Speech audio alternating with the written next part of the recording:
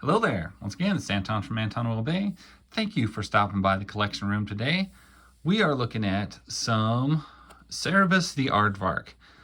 This is a series that I've enjoyed. I've read up to mostly half of it. The complete series ran for 300 issues.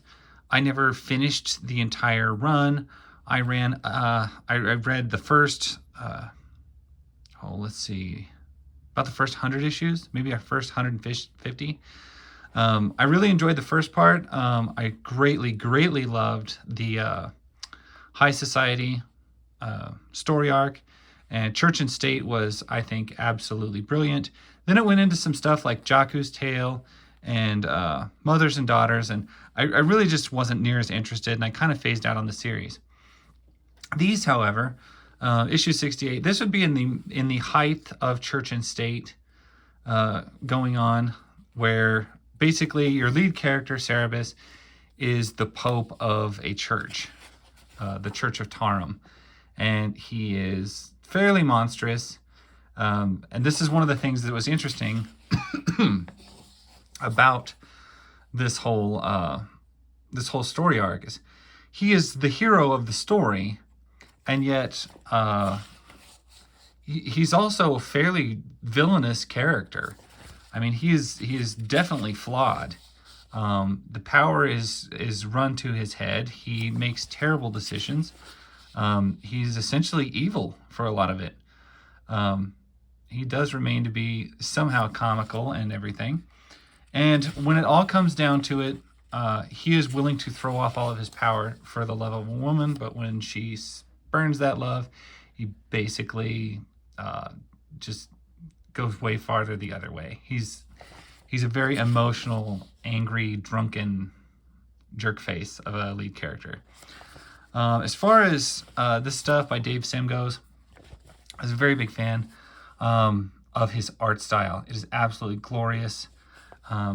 Look at these panels. This represents a single sleepless night, and that is amazing. Now, even though Cerebus is an aardvark, it is never pointed out that he is an aardvark. He's just, well, I want the gold aardvark, all of it. But that doesn't seem out of place. Like a talking aardvark is not out of place, which is kind of odd in a land, because I don't think we encounter any other talking animals. We got a little story in the back here, which in the versions that I was reading didn't have these little side stories. I've read a lot of these on computer disc. They didn't have all this catalog stuff. And then I've read a lot of them in just trade form, and it also didn't have all this extra stuff. So there's stuff going on in the backgrounds. But yeah, one of the things I love the most was that this character, your lead hero, is not necessarily a hero. He's the protagonist or antagonist. Sometimes he's a good guy, and sometimes he's a bad guy, but we just follow him through this. Another aspect of this book, which if you've never read these, I highly recommend, is you get these weird caricature characters that are, they're like a character from a different comic or a different book or a different old movie or whatever, but they are drawn to fit into this world and fit into this world in character. There's a blind albino in the earlier books who is literally Foghorn Leghorn. That's the character, that's the voice, that's everything. There's a character of Yosemite Sam, and he is split up amongst two brothers, and that is rather hilarious. Absolutely love that stuff. There is, of course, Lord Julius is probably the most obvious. He is the president of the region, and he is basically Groucho Marx. He looks like him, he talks like him, he walks like him, his sense of humor is that, and you have all of the Marx brothers. Now, these books are from, let me see here. This is 1985. And And I think Cerebus the Aardvark started in like 1979 or 1978. I'm not positive. But these were old references even then to characters like the Marx Brothers. But they had them in this book all throughout it, which I thought was just brilliant. Yeah, this is the point where he is still the Pope. Facial expressions and stuff like that are just hilarious in these. You get a lot of comedic exchanges. This is the ghost fairy that haunts the Regency Hotel, known as the Regency Elf,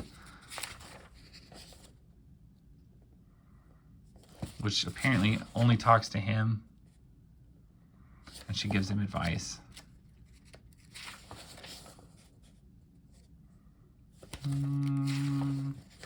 See this trope right here. This is something we see a lot from these guys. Doorknob, closer, closer, closer. And then, yeah, just stuff like that where it gives you a slow build to stuff. Comedy dick sobbing. Always gotta love that type of stuff. However, as I said, not all of this is comedy and parody. Some of it is very philosophical. Some of it will be very, very deep and very heavy read. He plays the Pope of the Church of Tarum, for instance, and he's so nasty and awful with this role. He eventually gets brought to face Tarum, and Tarum like talks to him. He's like, you know, you're not being a very good guy, basically. Stuff like that. It's pretty interesting. Where he has to face the god of the religion that he's hijacked. A lot of politics, a lot of political plays. Before he was Pope, he was president of the land, which is what high society was all about. And then, of course, he becomes deposed from that, and he becomes the Pope. He's the Pope much longer than he is the president, and the office of the Pope holds with it much more power. Here would be Lord Julius, clearly Groucho Marx, and just brilliantly written. Like this guy was in, like Dave Sim was basically in Groucho Marx's head, because it just comes out brilliantly. And throughout the other issues, you will see all of his brothers, like all the Marx brothers in there, which was pretty good.